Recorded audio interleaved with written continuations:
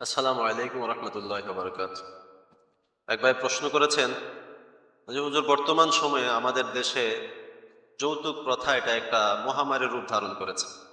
যাদের মেয়ে আছে তারা মনে হচ্ছে যেন মেয়ে জন্মগ্রহণ করাতে তারা খুব বিপদে পড়ে গেছে, এবং মেয়ের বাবার উপরে মেয়ে উপযুক্ত হওয়ার সাথে সাথেই একটা বিশাল বড় চাপ থাকে যে যৌতুকের জন্য মেয়েকে বিয়ে দেওয়া অনেক কষ্ট হয়। এবং আমরা দেখি বিভিন্ন জায়গায় মেয়ের বাবারা বিভিন্ন মসজিদে বিভিন্ন জায়গায় গিয়ে সহযোগিতা চায় মেয়ে বিয়ে দেওয়ার জন্য, কিন্তু কোনো ছেলে কিন্তু এরকম না। ইসলাম এরকম বৈষম্য আছে কিনা একটু জানতে চাই। মাশাআল্লাহ, খুব সুন্দর কথা, খুব সুন্দর প্রশ্ন। আসলে বর্তমান সময়ে আমরা দেখতে পাই যে মেয়ের বাবাদের যতই মেয়ে বড় হয় তত টেনশন বেড়ে যায়, কারণ মেয়ে বিয়ে দিতে হবে এবং মেয়েদেরকে ভালো দেখে বিয়ে দিতে হবে। এবং ছেলে মেয়ের জামাইকে খুব অনেক মেয়ের জামাইরা তো এরকম শর্ত দেয় যে মেয়ের বাবা মোটরসাইকেল দিতে হবে, হ্যাঁ, গাড়ি দিতে হবে। জানি না ওইটা বড় লোকদের হতে পারে, কিন্তু মোটরসাইকেল তো অ্যাভেলেবেল, এবং টিভি, ফ্রিজ, খাট, শোকেস, আলমারি এগুলো সব অগ্রিম দিয়ে দিতে হবে। আসলে শরীয়ত বা ইসলাম মেয়েদেরকে অনেক সম্মান দিয়েছেন, অনেক অধিকার দিয়েছেন। বরং ইসলাম তো মেয়েদেরকে দামি বানিয়েছে। রাসূলের যুগে যদি আমরা লক্ষ্য করি যে মেয়েদেরকে বিয়ে দেওয়ার জন্য কোনো কষ্টই হতো না বাবাদের, বরং রাসূলুল্লাহ সাল্লাল্লাহু আলাইহি সাল্লাম বিয়ের জন্য সাহাবায়ে কেরামদেরকে বিভিন্ন সময় টাকা উঠিয়ে দিতেন, যে আজকে এই সাহাবী, আমার এই সাহাবী বিয়ে করবে, তোমরা তাকে তার মহরানা পরিশোধের জন্য সবাই সহযোগিতা করো। সবাই সহযোগিতা করে মহরানার টাকা উঠিয়ে দিতেন, মেয়েকে মহরানা দিয়ে বিয়ে করে দিতেন। কিন্তু এখন বর্তমান সময়ে উল্টো হয়ে গেছে। মেয়ের বাবারা বিভিন্ন সময় আমরা দেখি যে বিভিন্ন মসজিদে, বিভিন্ন জায়গায়, বিভিন্ন এলাকায় সহযোগিতার জন্য আসে যে হুজুর মেয়ে বিয়ে দেবো, সহযোগিতা লাগবে। অথবা এলাকা থেকে আসে যে হুজুর মেয়ে বিয়ে দেবে, একটু সহযোগিতা লাগবে। এমনটা কেন? বরং শরীয়ত তো বলে আরো মেয়ে সে সম্মানী, তাকে আপনি টাকা দিয়ে মহরানা দিয়ে বিয়ে করে আনবেন।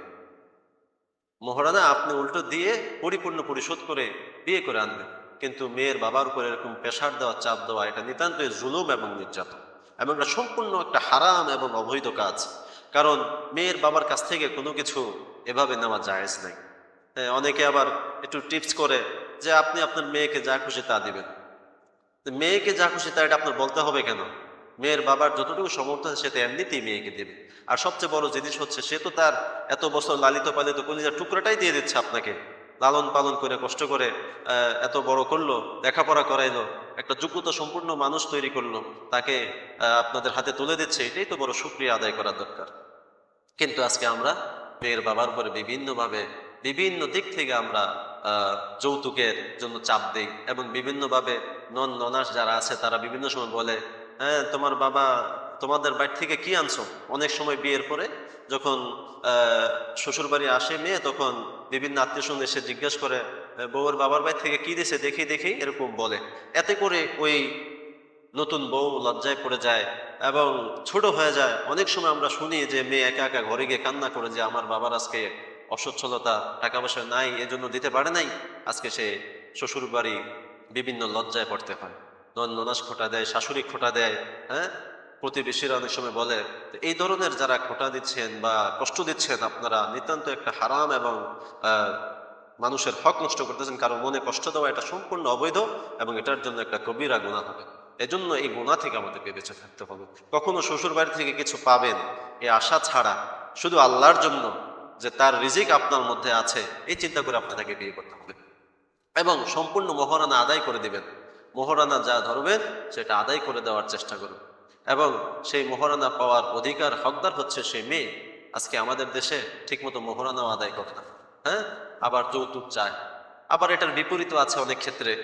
অনেক সময় আমরা দেখি যে উল্টা ছেলের উপরে এত পরিমাণ মহারানা চাপিয়ে দেওয়া হয়, এত পরিমাণ চাপিয়ে দেওয়া হয় যে ওই ছেলের পক্ষে সারা জীবনে দেওয়া সম্ভব না। অনেক ছেলে তৌফিক নেয়, সে চাকরি করে 15,000 20,000 টাকা বেতনে। তো এই বেতন দিয়ে কি সে সংসার চালাবে, নাকি তার বিবের মোহরানা আদায় করবে? অনেক ক্ষেত্রে এরকম হয় যে অনেক 5 লাখ 10 লাখ টাকা মোহর ধরে, অথচ এই ছেলের সমর্থ নাই। কেন সমর্থ নাই? সে ছোটখাটো চাকরি করে। তো তো মোহরানা এত ধরাও ঠিক না, বরং মোহরানা ধরতে হবে ততটুকু যতটুকু ধরলে সেই ছেলে আদায় করতে পারে, বা তার ইনকাম অনুযায়ী মোহরানা ধরা, এটা হচ্ছে সুন্নাহ। ছেলে কি ইনকাম করে, তার ইনকাম কতটুকু আছে, তার অ্যাবিলিটি কতটুকু আছে, সেটা দেখে সে অনুযায়ী মোহরানা ধার্য করতে হবে। তাহলে সে মোহরানা আদায় করতে পারবে এবং সেই বিয়ের মধ্যে সুখ শান্তি অবশ্যই থাকবে। এজন্য ভাই আমাদেরকে বিশেষভাবে যৌতুক প্রথা থেকে বাঁচতে হবে, এবং মেয়ের বাবার উপর এই ধরনের জুলুম করা থেকে আমাদেরকে অবশ্যই বাঁচতে হবে।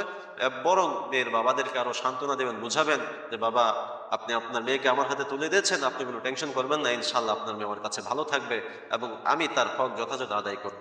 তা আমরা সকলে এই বিষয়টা খেয়াল রাখবো। আল্লাহ রাব্বুল আলামিন আমাদের সকলকে যৌতুক প্রথা থেকে বেঁচে থাকার তৌফিক দান করুক, এবং এরকম গুনাহ এবং হারাম জিনিসপত্র সম্পদ নেওয়া থেকে আমাদেরকে আল্লাহ পাক বিরত রাখুক। আমিন।